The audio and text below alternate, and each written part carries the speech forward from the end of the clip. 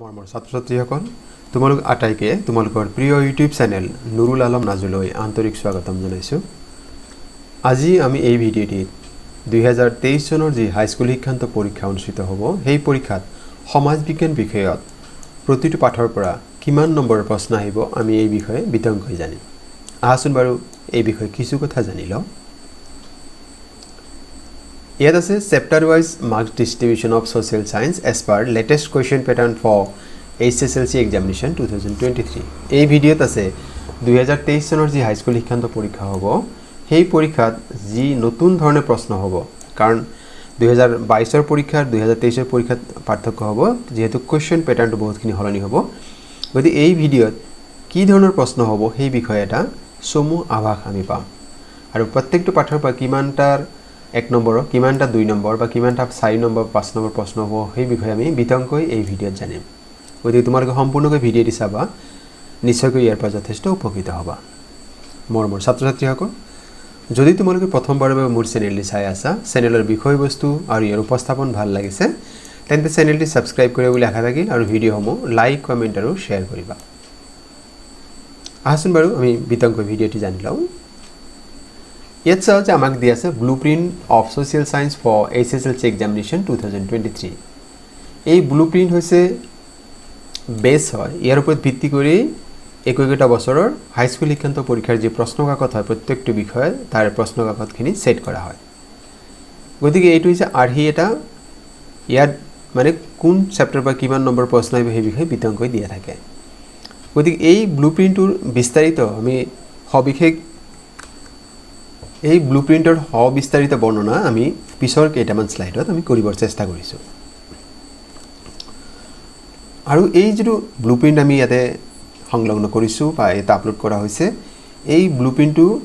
চেবাৰ ৱেবছাইটত দিয়া আছে, আৰু সেই চেবাৰ ৱেবছাইটৰ লিংক এই ভিডিঅ'ৰ ডেছক্ৰিপশ্যনত দিয়া আছে, তোমালোকে চাব পাৰিবা। আৰু লগতে কেইদিনমান পূৰ্বে মই মাৰ্কছ ডিষ্ট্ৰিবিউশ্যন অফ ইংলিছ 2023 চনৰ যি পৰীক্ষা অনুষ্ঠিত হ'ব তাৰে যিটো ইংৰাজীৰ মাৰ্কছ ডিষ্ট্ৰিবিউশ্যন, যিদৰে মই ছ'চিয়েল ছায়েন্স কৰি আছোঁ, ইংৰাজীত তেনেকৈ মাৰ্কছ ডিষ্ট্ৰিবিউশ্যন এটা ভিডিঅ' আপলোড কৰা হৈছে, সেই ভিডিঅ'ৰ লিংক এই ভিডিঅ' ডেছক্ৰিপশ্যনত দিয়া আছে। গতিকে কোনোবা যদি চাব বিচাৰিছে বা চাবৰ সুযোগ পোৱা নাই তেওঁলোকে চাই ল'ব পাৰিবা। আহাচোন বাৰু আমি বিস্তাৰিত ভিডিঅ'টো জানি লওঁ। এইটো হৈছে marks distribution of social science HSLC examination 2023। আমাক হিষ্ট্ৰী ছেকশ্যনৰ পৰা 35 মাৰ্কছ দিয়া থাকিব, geography section 35 marks, political science 10 marks, ইকনমিক্সৰ 10 মাৰ্কছ, আৰু যিটো ইণ্টাৰনেল এছেছমেণ্ট আৰু এইখিনি স্কুলে প্ৰভাইড কৰে ইয়াত 10 মাৰ্কছ থাকিব। গতিকে সম্পূৰ্ণ আমাৰ কিমান হ'ল, এই গ্ৰেণ্ড টোটেল হ'লে 100 হ'ব। এতিয়া হিষ্ট্ৰীৰ কোন চেপ্টাৰৰ পৰা কিমান মাৰ্কছ থাকিব আমি জানি লওঁ। হিষ্ট্ৰীৰ যিটো প্ৰথম চেপ্টাৰ আছে বংগ বিভাজন, ইয়াৰ পৰা 6 মাৰ্কছ থাকিব। মহাত্মা গান্ধী আৰু ভাৰতৰ স্বাধীনতা সংগ্ৰাম 7 মাৰ্কছ থাকিব। থাৰ্ড ইউনিট যিটো হিষ্ট্ৰী ছেকশ্যনৰ অসমত ব্ৰিটিছ বিৰোধী জাগৰণ আৰু কৃষক বিদ্ৰোহ, ইয়াৰ পৰা 7 মাৰ্কছ। পৰৱৰ্তী যিটো চেপ্টাৰ আছে স্বাধীনতা আন্দোলন আৰু অসমত ব্ৰিটিছ জাতীয় জাগৰণ, ইয়াৰ পৰা আমাক থাকিব 8 নম্বৰ, মানে হিষ্ট্ৰীৰ যিটো 4th চেপ্টাৰ আছিল তাৰ পৰা 8 নম্বৰ। আৰু 5 নম্বৰ যিটো চেপ্টাৰ আছে ভাৰত আৰু উত্তৰ পূৰ্বাঞ্চলৰ সাংস্কৃতিক ঐতিহ্য, ইয়াৰ পৰা আমাক থাকিব 7 নম্বৰ। গতিকে এইখিনি যোগ কৰিলে আমাৰ কি হ'ব, গ্ৰেণ্ড টোটেল যিটো হ'ব হিষ্ট্ৰীৰ পাৰ্টৰ কাৰণে 35 মাৰ্কছ। এতিয়া আমি জানি লওঁ যে হিষ্ট্ৰীৰ প্ৰতিটো চেপ্টাৰত কিমানটা 1 নম্বৰৰ প্ৰশ্ন থাকিব সেই বিষয়ে আমি জানি লওঁ। হিষ্ট্ৰীৰ যিটো 1 নম্বৰ চেপ্টাৰ আছে বংগ বিভাজনৰ স্বদেশী আন্দোলন, ইয়াৰ পৰা আমাক 1 নম্বৰৰ 2টা প্ৰশ্ন থাকিব। এই ইয়াত যিটো VS লিখা আছে very short answer type, MCQ মানে হৈছে multiple choice question. Very short answer হ'লে ট্ৰু ফল্ছ হ'ব পাৰে, ফিল ইন দ্য ব্লেংকছ হ'ব পাৰে, ওৱান ৱৰ্ড আনচাৰ হ'ব পাৰে। MCQ মানে হৈছে মাল্টিপল চইচ কুৱেশ্যন, তাত 3টা বা 4টা বিকল্প দিয়া থাকিব, তাৰ পৰা আমি উত্তৰটো বাছি উলিয়াব লাগে। SA মানে হৈছে short answer type question, LA হৈছে লং আনচাৰ টাইপ কুৱেশ্যন। গতিকে আমাৰ যিটো চেপ্টাৰ 1 বংগ বিভাজনৰ স্বদেশী আন্দোলন, ইয়াত আমাক 1 নম্বৰ 2টা, মানে এই ব্ৰেকেটত যদি দিয়া আছে এইটো নাম্বাৰ অফ কুৱেশ্যনছ, বাহিৰৰখিনি হৈছে মাৰ্কছ। আৰু তাত কি থাকিব, এটা 4 নম্বৰীয়া প্ৰশ্ন থাকিব। গতিকে আমাৰ ইয়াতে কিমান হ'ল, 6 মাৰ্কছ। দ্বিতীয় চেপ্টাৰ মহাত্মা গান্ধী আৰু ভাৰতৰ স্বাধীনতা সংগ্ৰাম, ইয়াত 1 নম্বৰৰ 3টা প্ৰশ্ন থাকিব আৰু 4 নম্বৰৰ এটা প্ৰশ্ন থাকিব। অসমত ব্ৰিটিছ বিৰোধী জাগৰণ আৰু কৃষক বিদ্ৰোহ, ইয়াত 1 নম্বৰৰ 3টা প্ৰশ্ন থাকিব, 4 নম্বৰ এটা। 4 নম্বৰ যিটো চেপ্টাৰ আছে তাত 1 নম্বৰৰ 3টা প্ৰশ্ন থাকিব আৰু 5 নম্বৰৰ এটা প্ৰশ্ন থাকিব। আৰু 5 নম্বৰ যদি হিষ্ট্ৰী চেপ্টাৰ আছে তাত 1 নম্বৰৰ 4টা প্ৰশ্ন থাকিব আৰু 3 নম্বৰৰ কাৰণে এটা প্ৰশ্ন থাকিব য'ত 3 নম্বৰ থাকিব গতিকে আমি ইয়াতে ভেৰি শৰ্ট আনসাৰ আৰু মাল্টিপল চয়েস কোৱেশ্চন ইয়াত আমি পাম 15 মাৰ্কস 15টা কোৱেশ্চন থাকিব আৰু 5টা প্ৰশ্নৰ কাৰণে থাকিব 20 নম্বৰ গতিকে 15 আৰু 20 যোগ কৰিলে 35 হ'ব গতিকে আমি যেনেকৈ যোগ কৰিলো এতে কি 35 হ'ব পৰৱৰ্তী খণ্ড জানিলো আমি জিওগ্ৰাফি সেকশনত কিদৰ মাৰ্কস থাকিব আমাক টোটাল চেপ্টাৰ আছে 4টা প্ৰথম চেপ্টাৰৰ পৰা থাকিব অৰ্থনৈতিক ভূগোল আৰু বিষয়বস্তু আৰু সম্পদ 7 মাৰ্কস থাকিব পৰিৱেশ আৰু পৰিৱেশৰ সমস্যা 6 নম্বৰ থাকিব